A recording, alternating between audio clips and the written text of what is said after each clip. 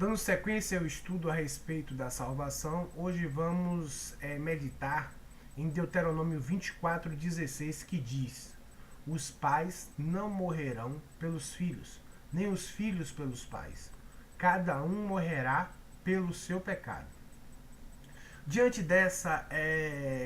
desse princípio, diante dessa afirmativa, diante dessa regra estabelecida na lei pelo Eterno, surge então a pergunta: como o Messias é Salvador? Como ele pode nos salvar? Como entender a salvação do Eterno vista através de Yeshua, o Messias?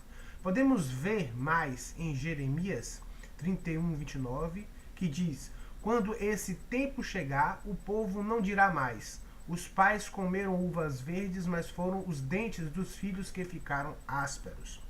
E em Ezequiel 18:2-32, vemos uma abordagem ampla sobre esse fundamento da justiça do Eterno. E quem desejar pode ler e vai perceber que o Eterno não tem prazer em destruição de ninguém e deseja que todos se salvem, oferecendo até salvação quando nós, por nós mesmos, não conseguimos mais nos salvar.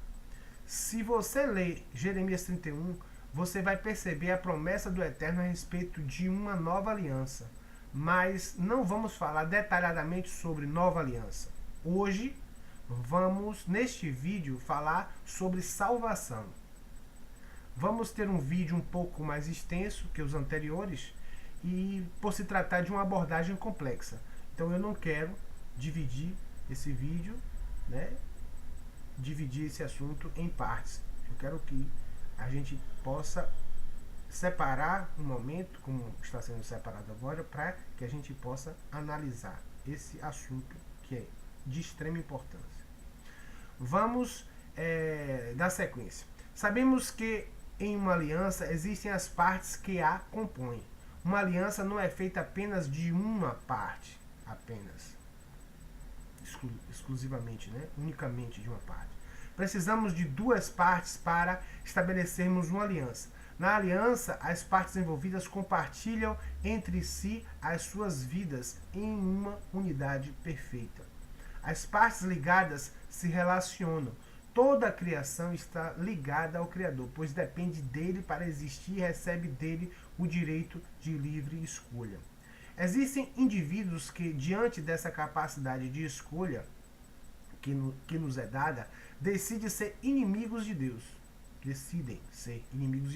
Ou seja, resolvem existir sendo contrários à verdade e à justiça.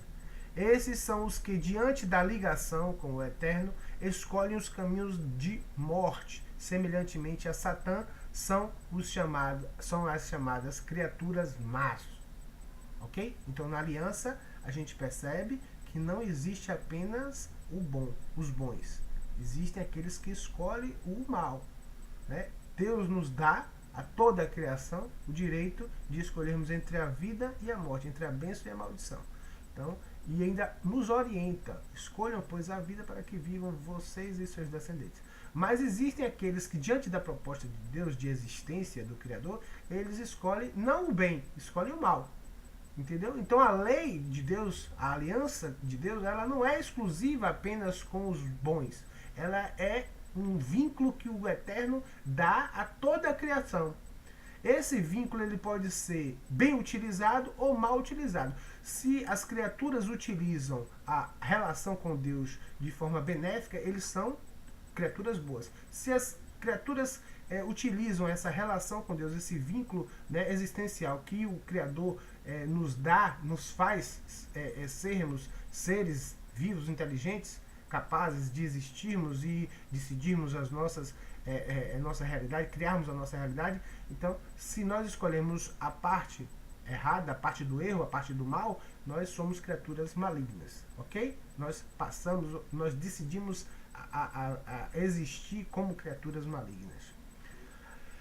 Por outro lado, existem os que escolhem o bem, a bênção e a vida. Esses são os chamados de bons, são as criaturas boas, os bons. E na existência desses também existem erros, pecados, dores e morte. Mas, embora esses últimos termos, os erros, os pecados, as dores e as mortes, pareçam ser iguais para ambos os grupos, para os grupos, né, dos bons e dos maus, ainda que pareça sermos pecadores como os maus, nós não somos. Há uma diferença entre o pecado realizado, entre os erros, entre as dores, né, entre a morte dos bons e a morte dos maus, os erros dos maus, os pecados dos maus. Os bons se relacionam de forma diferente com os erros, os pecados, as dores e com a morte. É nessas condições que a incapacidade dos bons diante da lei é suprida pela vida maior que pertence ao Criador. É aquela história também da ovelha e da diferença entre a ovelha e o porco, né? A ovelha, quando cai na lama, ela deseja sair da lama, deseja se limpar. E o porco, quando cai na lama, ele tem prazer em estar na lama. Então é nessas condições que a minha incapacidade diante da lei é suprida pela vida maior que pertence ao Criador, o qual é a parte maior, a parte superior na aliança e da aliança. Ou seja, ele é a parte superior na aliança e da aliança. Ou seja, ele faz a aliança, ele é a parte que compõe, né, a aliança, a parte maior, e a parte maior que está na aliança. E pior, meu erro não prejudica apenas a mim, pois mesmo que eu apenas seja condenado pelo meu roubo ou por algo que me leve a uma pena capital, uma pena maior, uma pena que venha extinguir a minha existência no mundo material, meu filho será de alguma forma afetado em um aspecto da perfeição, pois no mínimo ficará sem a figura do pai, e isso já é uma maldição. Além dessas, temos muitas outras maldições que revelam que os pais comem uvas e os dentes dos filhos é que sofrem danos. Sendo assim, a lei, instrução, a aliança, que revela a minha limitação, também revela a capacidade infinita do Eterno em ser meu Salvador diante das minhas mazelas. Assim entendemos que Yeshua não anula a lei, mas revela que na lei há salvação através de sua pessoa, sendo o representante do Eterno, aquele que pode salvar, o Salvador. O que é bem diferente da graça, que não tem graça nenhuma, que andam pregando, que é na verdade uma desgraça. Onde podemos viver uma vida alienada, que ainda assim seremos salvos como em um passe de mágica. Essa ideia é errada. Seremos salvos se tivermos compromisso com a aliança, se tivermos compromissos com o bem, se nós desejarmos o bem. Se nós amamos ou amarmos o mal, nós seremos considerados maus. Não adianta você dizer que você ama o bem e quer viver com o bem se você tem paixão, se você, o seu coração, se lá no seu íntimo você tem interesse pelo mal. Então não há essa graça que aceita tudo, não é uma graça verdadeira, não é a graça que o Eterno nos ensina, né? Como a graça dele, o seu favor. O favor de Deus, ele não acontece dessa forma. Não acontece, Deus ele não presenteia, ele não agracia quem quer, convida, né, de justo quem quer ser injusto, ok? Portanto, é um entendimento errado sobre salvação pensar que Yeshua, Jesus, morreu como um modo de burlar a justiça de Deus. Na verdade, ele morreu como um mártir que gasta a sua vida sem reservas em favor do seu povo. E muito mais do que isso, ele foi além de ser apenas um mártir. A morte dele e também a sua ressurreição são a forma como o Eterno revela a sua salvação para todos os que se arrependem diante de qualquer pecado. Se a vergonha e a dor não é uma fantasia na vida do justo, como nós vimos, né? Os justos eles podem errar, eles podem gerar dores para os seus semelhantes através de práticas de injustiça diversas, mas essa realidade do justo, do bom, é uma realidade momentânea. Ele erra, mas ele deseja se converter, deseja se corrigir. Aquele que não deseja se corrigir, que tem prazer no erro, aí faz parte de um outro grupo, que é o grupo dos maus. Se a vergonha e a dor não é uma fantasia na vida dos justos, também não será na vida dos injustos. Ou seja, se há juízo para os justos, também é lógico que haverá juízo severo. Né? Se é severo para os justos, para os bons, imagine se não haverá, né, juízo severo também para os maus, para os injustos. Todos precisam ter a lei cumprida. Ele é símbolo, Messias é símbolo da salvação, pelo que calado não revida quando é amaldiçoado, ou quando nós amaldiçoamos, pois ele nos amou, ele nos ama e não deseja nos perder. Pelo contrário, ele realiza um trabalho maravilhoso, realizou e realiza, que possibilita a nossa conversão diante de tanta capacidade de amar. Então, diante de tanto amor demonstrado, ele nos constrange, ele faz com que ele nos desperta a uma conversão. Né? Todo esse agir amoroso, toda essa condição de se tornar maldição, porque nós o considerávamos como maldição, quando na verdade era nós que éramos os malditos, nós que estávamos praticando a injustiça em relação a ele, como diz o profeta Isaías. Então ele, por não revidar, por demonstrar grande amor, ele nos constrange, ele nos leva a ele nos desperta a conversão. Ele realiza um trabalho maravilhoso que possibilita a nossa conversão diante de tanta capacidade de amar e revelar assim um enorme poder que é o de ser salvador e não simplesmente um mero justiceiro. Assim vemos que a bênção da misericórdia de Deus se revela em aspecto máximo. E ele é a expressão da salvação para os bons e da condenação para os maus, pois nele vemos a bênção e a maldição sendo reveladas. Aos bons ele cheira como perfume de vida, e aos maus ele tem cheiro de morte, como dizem as Escrituras. Pois ao passo que seu excelso amor converte e motiva os bons, para os maus acontece o oposto. Enquanto o amor dele demonstrado faz com que os bons se convertam, para os maus esse amor, esse grande amor, tem um efeito reverso, contrário. Esse amor é considerado como um elemento de mais inveja, os induzindo a insistência em seus erros de forma muito mais intensa, como fez Faraó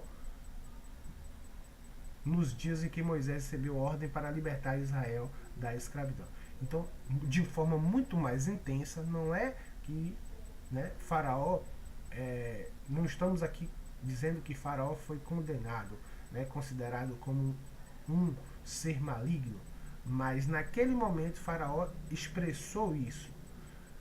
Agora, os seres malignos, eles realmente insistem eternamente em não se arrependerem, em não se converterem dos seus maus caminhos. Então, esses aí, eles, por não quererem perdão, eles ficam afastados dos bons. Então, se o Egito antigo, se Sodoma antigo, Gomorra foram condenados, né, diante daquelas circunstâncias, se eles permanecerem, né, diante da eternidade, insistindo nas práticas malignas, claro, eles serão condenados eternamente, serão afastados eternamente, como foram aqui na Terra, né?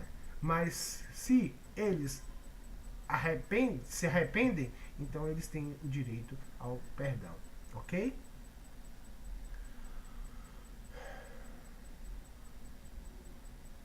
Tudo depende da gente, é a gente que escolhe, é a gente que decide como viver com o Eterno, porque o Eterno ele quer fazer o bem, ele deseja, ele nos criou para a vida, né? Quer que a gente viva em paz, em felicidade, em harmonia. A gente que recusa e aí se perde. A salvação ou perdão dos pecados visto nele e ou por meio dele não se trata de qualquer tentativa de burlar a lei. E por isso, nós mesmos ligados a ele ainda sofremos as consequências de nossos erros. Né? Então nós vemos que, mesmo nós nos considerando salvos por Yeshua, nós somos responsáveis pelos nossos atos. Porque ou nós nos colocamos adequadamente diante da aliança, ou então a aliança não pode nos considerar como justos, como bons, merecedores do socorro do Salvador, ok? Do socorro de Deus.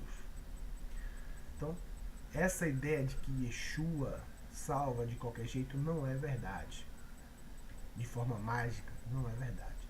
Tem que entender o que é a salvação do Messias. Muito cuidado com essa graça que andam aí anunciando. Que despreza a lei, que despreza uma vida correta, uma vida justa, uma dedicação, né? O seu interesse em amar o que é bom e desprezar o que é mal. Então, muito cuidado com esses caminhos largos. Vamos dar sequência aqui. A salvação ou perdão de pecados visto nele e ou por meio dele não se trata de qualquer tentativa de burlar a lei de Deus. E por isso mesmo ligados a ele, ainda sofremos as consequências de nossos erros. Por isso, entender a obra da salvação é fundamental para uma fé sadia e não ficar vivendo de ilusão fruto da infantilidade ou até mesmo de malícia religiosa. Malícia, né, de homens maus que querem, de homens enganadores. Nele vemos todos os bons e os maus. Na pessoa dele, na sua vida, nós podemos perceber as ações dos bons e as ações dos maus. Os que, sendo justos, vivem sofrendo injustiças, como se fossem malditos. E nós o considerávamos malditos. Nós praticávamos injustiça com ele. E vemos também os que, por falhas próprias, se tornam malditos por práticas conscientes. Era o que nós estávamos naquele momento sendo. E o que os maus insistem em ser. E não aceitam a salvação. Não aceitam perdão. Não aceitam se converter desses maus caminhos. Já os bons aceitam. Nele vemos como o Eterno resolve as coisas e faz a justiça eterna prevalecer sem banalizar a lei. E as consequências que o pecado causa tanto para os bons como para os maus. Por vezes sofremos por sermos contra o sistema corrupto que os maus geram. Nesse caso, vemos a história de Caim e Abel. Caim matou Abel. Abel, o justo, sofreu uma violência de Caim, né? Uma injustiça de Caim, e que levou ele à morte, sem ele ter por si não foi fruto de suas ações, mas ele foi as consequências do pecado de Caim que levaram Abel à morte. A atitude de Caim, né? A ação do pecado de Caim. Por outras vezes somos os próprios maus que, arrependidos, necessitamos de ajuda e salvação. Nesse caso, vemos a parábola do filho pródigo. Então, em outros momentos, em Yeshua, nós vemos também, né, naquele ato de amor dele, né, de suportar as nossas falhas, e até mesmo em um sacrifício, né, em um martírio total e completo, nós vemos que nós éramos aqueles maus que estávamos errados, né, e insistíamos contra a vontade de Deus em nossos pecados, em nossas maldades. Então o amor dele nos constrange a uma conversão. Chega um momento que a gente diz, não é por aí. Você vê que o exemplo de justiça não é o exemplo que nós temos. Nós não somos o exemplo de justiça. Ele é o exemplo correto. Precisamos nos converter. Por vezes sofremos por sermos contra o sistema corrupto que os maus geram. Por vezes nós somos, né, as vítimas. Nós nos assemelhamos a ele como cordeirinhos. E em outras vezes nós somos os malfeitores. Nós conscientes, nós somos os agressores. Os que praticaram mal e precisamos de salvação e aceitamos a salvação. Reconhecemos que erramos e pedimos perdão. Como vemos na parábola do filho pródigo, que está na Nova Aliança, na Brit Hadashah, chamado também Novo Testamento. É só procurar lá e você encontra a parábola do filho pródigo ou a história de Caim e Abel, que é a história do justo que sofre por causa do pecado do mal. Toda essa verdade é mal compreendida e por vezes é ensinada como se fosse uma obra mágica e alienante. Por vezes chegamos até a duvidar dele, por sua obra ser grande a nosso entendimento, como aconteceu com João Batista, que ele mandou mensageiros para que recebesse resposta de que ele era o Messias ou que deveríamos esperar outro. Mas ele é a verdade do Eterno e não importa se o entendemos ou não. Ele vencerá em todos os tempos, não apenas para si, mas para que todos nós possamos vencer também.